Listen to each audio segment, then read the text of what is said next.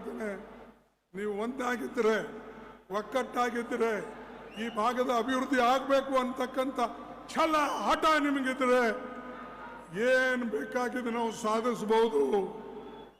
हम जो मांगेंगे वो जरूर मिलेगा. अगर हम चुप बैठे कुछ मिलने वाला नहीं है. जब हम रोएंगे बटू, हम जब रोते हैं तो माँ दूध पिलाती है. वैसा ही जब हम जो मांग करते हैं उसके लिए लड़ना भी सीखो. अगर लड़े तो ही आपको कुछ मिलने वाला है. ಹೊಟ್ಟೆಗೆ ಅನ್ನ ಬೇಕಾ, ಏನು ಭಜನೆ ಬೇಕು? ನಿಮಗೇನು ಕೆಲಸ ಬೇಕಾ, ಅಥವಾ ಪಾದಯಾತ್ರೆಗೆ ಹೋಗ್ತೀನಿ, ಅಲ್ಲಿ ಹೋಗ್ತೀನಿ, ಇಲ್ಲಿ ಹೋಗ್ತೀನಿ ಅಂಥೇಳಿ ಎಲ್ಲ ದೇವಸ್ಥಾನಗಳು ಅಡ್ಡಾಡ್ಕೊಂಡು ಹೋಗ್ತಾ ಇದ್ದೀರಿ. ನಾನು ದೇವಸ್ಥಾನಕ್ಕೆ ನಿಮ್ಗೆ ಹೋಗಕ್ಕೆ ಬೇಡ ಅನ್ನಲ್ಲ. ನಿಮ್ಮ ಆಸ್ತಿ ಅದು. ನಿಮ್ಮ ಏನು ನಿಮಗೆ ಅನಿಸ್ತದೋ ಅದು ಮಾಡಿ. ಆದರೆ ಯಾವುದು ಸತ್ಯ, ಆ ಸತ್ಯಕ್ಕೆ ಮರಿಮಾಚತಕ್ಕಂಥ ಮಾತು ಎಂದೂ ಆಗಬಾರದು ಅಂತ ಹೇಳಿ ನಾ ಹೇಳ್ತೀನಿ. ಕಾಂಗ್ರೆಸ್ ಪಾರ್ಟಿ ನಿಮ್ಮ ಕಷ್ಟದಲ್ಲಿದೆ. ಕಾಂಗ್ರೆಸ್ ಪಾರ್ಟಿ ಯಾವಾಗಲೂ ನಿಮ್ಮ ಸುಖ ದುಃಖದಲ್ಲಿ ಭಾಗಿಯಾಗಿದೆ. ಅದಕ್ಕಾಗಿ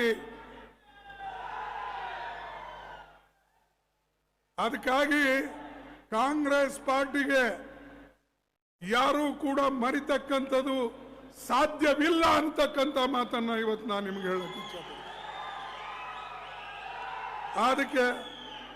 ಆದರೆ ಇವತ್ತು ಕೆಲವು ಜನ ಬಡವರ ಹಿಂದೆ ಬಿದ್ದಿದ್ದಾರೆ. ನಮ್ಮ ಸರ್ಕಾರ ಇದ್ದಾಗ, UPA ಸರ್ಕಾರ ಇದ್ದಾಗ ಕೆಲವು ಕಾನೂನುಗಳನ್ನು ಮಾಡಿದ್ರು. ಆ ಕಾನೂನು ಡಾಕ್ಟರ್ ಬಾಬಾ ಸಾಹೇಬ್ ಅಂಬೇಡ್ಕರ್ ಅವರು ಬರೆದಂತ ಸಂವಿಧಾನ.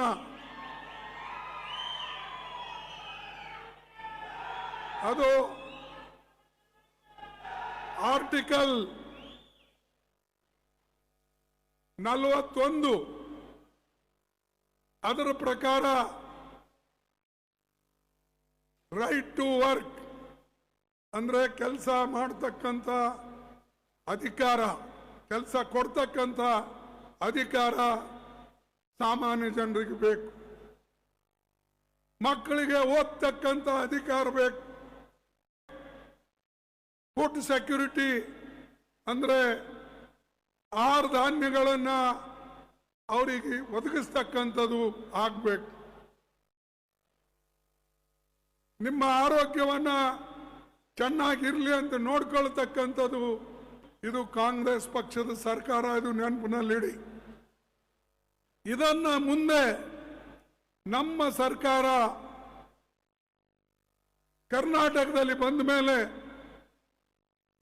ಸಿದ್ದರಾಮಯ್ಯ ಅವರ ನೇತೃತ್ವದಲ್ಲಿ ನಾವು ಅನೇಕ ಗ್ಯಾರಂಟಿ ಕಾಂಗ್ರೆಸ್ ಪಾರ್ಟಿ ಕೊಡ್ತು. ಆ ಗ್ಯಾರಂಟಿಗಳು ಮತ್ತು ಸೋನಿಯಾ ಗಾಂಧಿ ಅವರು, ಮನಮೋಹನ್ ಸಿಂಗ್ ಅವರು ಕೊಟ್ಟಂತ ಹಕ್ಕುಗಳು ಅವೆಲ್ಲನೂ ಕೂಡ ಜಾರಿಗೆ ತಂತಂತ ಯಾವುದಾದ್ರೂ ರಾಜ್ಯ ಇದ್ರೆ ಅದು ಕರ್ನಾಟಕ ರಾಜ್ಯ ಅನ್ನತಕ್ಕಂಥ ಮಾತನ್ನ ನಿಮ್ಗೆ ಹೇಳ್ತೀನಿ. ಈಗ ಅದು ನಮಗೆ ಸಿಕ್ಕಂತ ಹಕ್ಕುಗಳು, ಮನ್ರೇಗಾ ಕಾರ್ಯಕ್ರಮ ಅದು ಮೋದಿ ಸರ್ಕಾರ, ಬಿಜೆಪಿ ಸರ್ಕಾರ ಕಸಿದುಕೊಳ್ತಾ ಇದೆ, ತೆಗೆದುಕೊಳ್ತಾ ಇದೆ. ನಮ್ಮ ಸರ್ಕಾರ ಇದ್ದಾಗ 90% ಕೇಂದ್ರ ಸರ್ಕಾರ ಸಹಾಯ ಮಾಡಬೇಕು. ನಮ್ಮ ಸರ್ಕಾರ ಅವಾಗಿದ್ದಾಗಲೇ ನಾವು ಕೊಡ್ತಿದ್ವಿ. 10% ಮಾತ್ರ ರಾಜ್ಯ ಸರ್ಕಾರ ಕೊಡಬೇಕು. ಅಂದ್ರೆ 90% ಲಾಭ ರಾಜ್ಯಕ್ಕಾಗ್ತಿತ್ತು.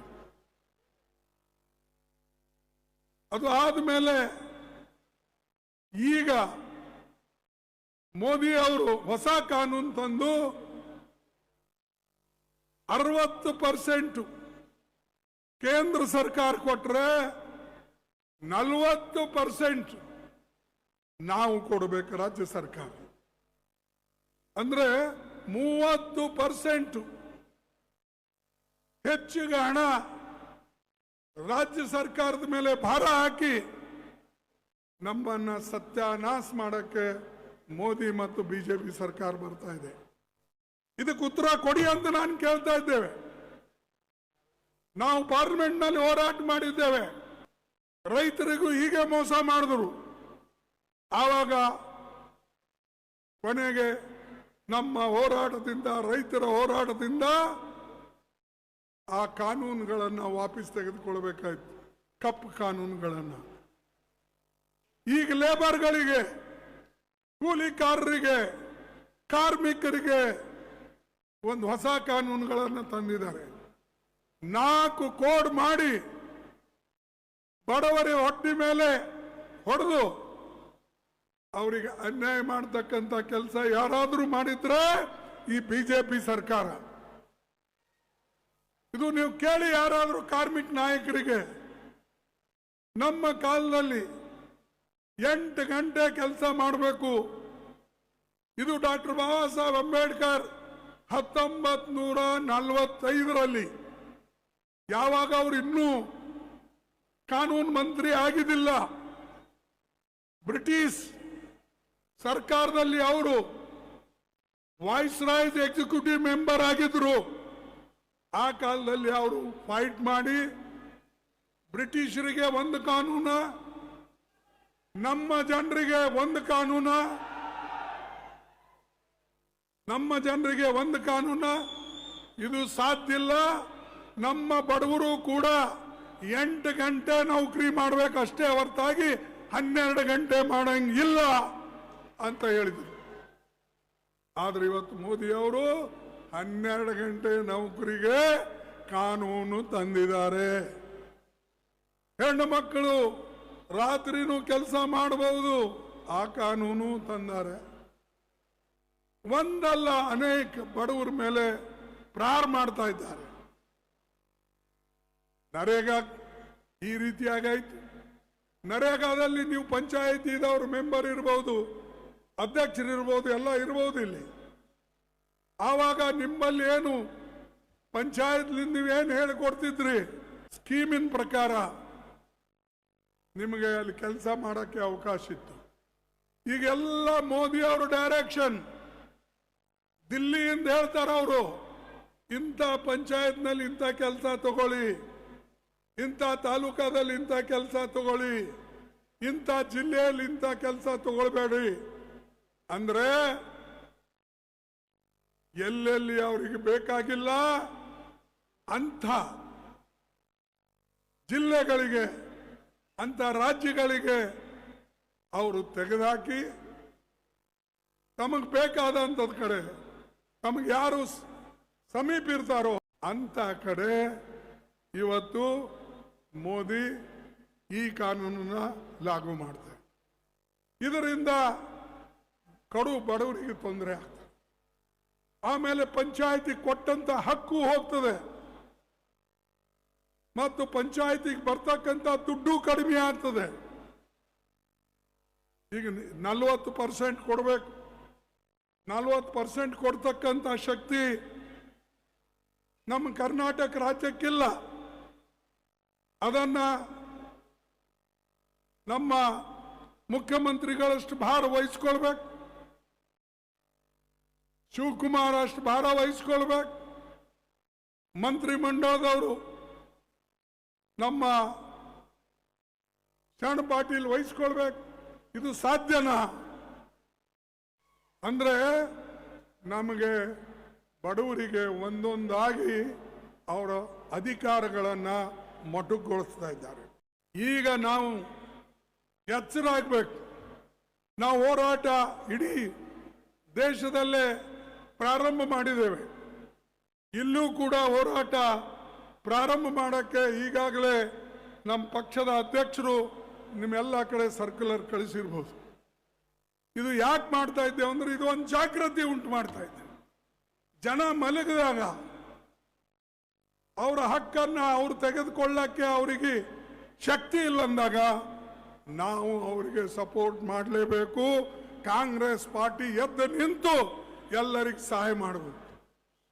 ಅದಕ್ಕಾಗಿ ನಾವು ಮಾಡ್ತಾ ಇದ್ದೇವೆ.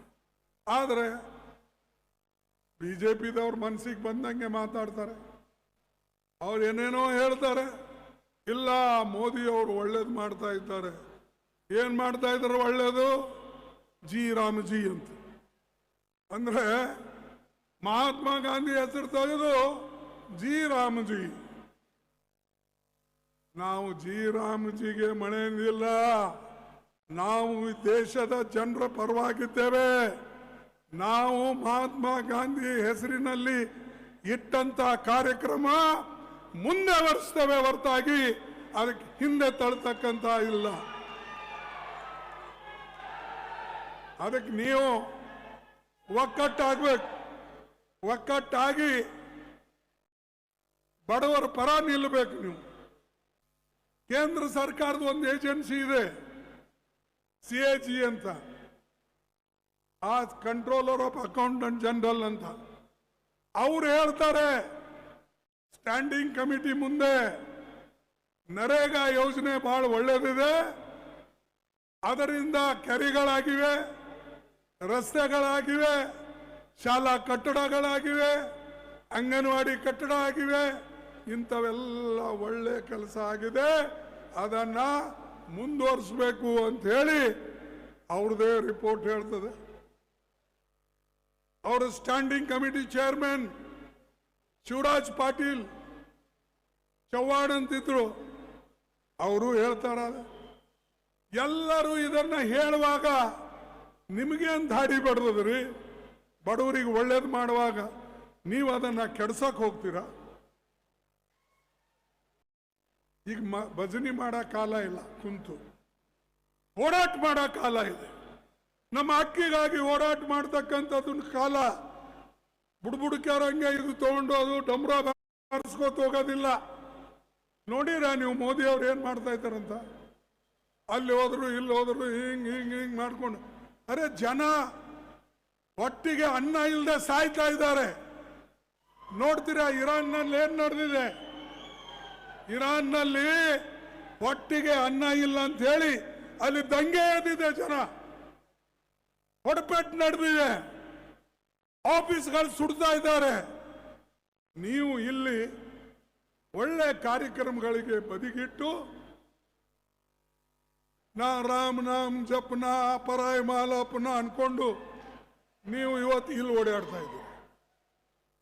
ನಾನು ನಿಮ್ಮೆಲ್ಲರಿಗೆ ಕೇಳ್ತೀನಿ, ಲೇಬರ್ ಕೋಡ್ಗಳು ಅದ್ರ ಬಗ್ಗೆ ನಿಮ್ಮ ಹೋರಾಟ ಬೇಕು, ನರೇಗಾ ಬಗ್ಗೆ ಬೇಕು, ಆಮೇಲೆ ಆಹಾರ ಧಾನ್ಯದ ವಿತರಣೆ ಬಗ್ಗೆ ಬೇಕು, ಮತ್ತು ನಮ್ಮ ಕಾರ್ಮಿಕರಿಗೆ ಒಳ್ಳೆ ಸೌಲಭ್ಯ ಸಿಗಬೇಕು. ಇಂಥ ಎಲ್ಲ ಒಂದು ಪ್ರೋಗ್ರಾಮ್ಗಳಿಗೆ ನೀವು ಸಹಾಯ ಮಾಡ್ತೀರಿ ಅಂತ ತಿಳ್ಕೊಂಡಿದ್ದೇನೆ. ನಾನು ಲೇಬರ್ ಮಿನಿಸ್ಟರ್ ಇದ್ದಾಗ ಸುಮಾರು 20 G20 ಕಂಟ್ರೀಸ್ ಅಂತ ಇದ್ದು, ಅದರೊಳಗೆ 18 ದೇಶಗಳಿಗೆ ನಾನು ಭೇಟಿ ಕೊಟ್ಟೆ. ಅದು UK ಇರ್ಬೋದು, ಅಮೇರಿಕಾ ಇರ್ಬೋದು, ಜಪಾನ್ ಇರ್ಬೋದು, ಬ್ರಾಜಿಲ್ ಇರ್ಬೋದು, ಇವೆಲ್ಲ ದೇಶಕ್ಕೆ, ಚೈನಾ ಇರ್ಬೋದು, ಇವೆಲ್ಲ ದೇಶಕ್ಕೆ ನಾನು ಭೇಟಿ ಕೊಟ್ಟಿದ್ದೆ. ಎಲ್ಲ ದೇಶದವರು ಒಂದೇ ಮಾತು ಹೇಳ್ತಾ ಇದ್ರು, ಭಾರತ ದೇಶದಲ್ಲಿ ಮೆಚ್ಚತಕ್ಕಂಥದ್ದು ಅಂತ ಹೇಳಿ 18 ದೇಶಗಳಿಗೆ ನಾ ಎಲ್ಲಿ ಭೇಟಿ ಕೊಟ್ಟಿದ್ದೀನಿ, ಆ ಎಲ್ಲ ದೇಶಗಳು ಒಕ್ಕಟ್ಟಾಗಿ ಹೇಳ್ತಾ ಇದ್ರು. ಇಸ್ತಾನ್ಬುಲ್ಗೆ ಹೋಗಿದ್ದೆ, ಈಜಿಪ್ಟ್ಗೆ ಒಂದಲ್ಲ, ನಾನು ಹೇಳ್ತಾ ಇದ್ದೀನಲ್ಲ, 20 ಪೈಕಿ 18 ನಾನು ಹೋಗಿದ್ದೆಲ್ಲ. ಇದ್ರು ಇಂಥ ಒಳ್ಳೆ ಕೆಲಸ ಮಾಡಿದ್ದು ಕಾಂಗ್ರೆಸ್ ಪಾರ್ಟಿ ಮಾತ್ರ. ಆರ್ಟಿಕಲ್ 371 ಈ ಭಾಗದಾಗ ಬಂದಿದೆ ಇಲ್ಲ, ಅದನ್ನು ನಿಮ್ಮ ಬಾಯಿಗೆ ಹೇಳಕ್ ಆಗಲ್ಲ. ಅದರ ಲಾಭ ತಗೊಂಡು ನಿಮಗೆ ಬಾಯಿ ಇಲ್ಲೇನ್ರಿ? ನಿಮ್ಮ ಮಕ್ಕಳು ಯಾರು ತಹಸೀಲ್ದಾರ್ ಆಗಿಲ್ಲ, ನಿಮ್ಮ ಮಕ್ಕಳು ಯಾರು ಡಾಕ್ಟರ್ ಅಡ್ಮಿಷನ್ ಆಗಿಲ್ಲ, ನಿಮ್ಮ ಮಕ್ಕಳು ಯಾರು ಇಂಜಿನಿಯರಿಂಗ್ ಹೋಗಿಲ್ಲ, ಯಾರು ಟೀಚರ್ ಆಗಿಲ್ಲ ಆಗಿಲ್ಲ ಮತ್ ಏನ್ರಿ ಮೂಕರಂಗ್ ಕೂಡ್ತಿರಲ್ಲ? ಇಷ್ಟೊಂದು ಲಾಭ ತಗೊಂಡು ಯಾರು ಮಾಡಿದ್ದು? ಕಾಂಗ್ರೆಸ್ ಮಾಡಿದ್ದು. ಇದಕ್ಕೆ ಸಂಪೂರ್ಣವಾದಂತಹ ಬೆಂಬಲ, ಇದಕ್ಕೆ ಸಂಪೂರ್ಣವಾದಂತಹ ಬೆಂಬಲ ನಮ್ಮ ಸಿದ್ದರಾಮಯ್ಯನವ್ರು ಕೊಟ್ಟರು, ಇಡೀ ನಮ್ಮ ಕಾಂಗ್ರೆಸ್ ಕ್ಯಾಬಿನೆಟ್ ಕೊಡ್ತು. ಅದಕ್ಕಾಗಿ ಇವತ್ತು ಇಂಥ ಕಾನೂನು ಇಡೀ ದೇಶದಲ್ಲಿಲ್ಲ. ನೀವು ಹೋಗಿ ಹುಡ್ಕೊಂಡು ಬನ್ನಿ. 75% ರಿಸರ್ವೇಶನ್ ಎಲ್ಲಿ ಸಿಗ್ತದೆ, ಯಾವ ಸ್ಟೇಟ್ನಾಗ ಸಿಗ್ತದೆ ಹೋಗಿ ಕೇಳ್ಕೊಂಡು ಬನ್ನಿ. ಸ್ವಲ್ಪ ಆದರೂ ನಾವಾದರೂ ಸ್ವಲ್ಪ ನಾವು ಮಾಡಿದ್ದನ್ನ ನೆನ್ಪಿಟ್ಕೊಳ್ಬೇಕು. ನೀವು ಅದನ್ನ ಬಿಟ್ಟು ಯಾರೋ ಬಂದ್ರು ಅಂದರೆ ಅವ್ರು ಸರಿನೇ ಭಜನೆ ಹಾಡೋದು. ಅರೆ ನಿಮ್ಗೆ ಮೊದಲ ಪ್ರಕಾಶ್ ಪಾಟೀಲ್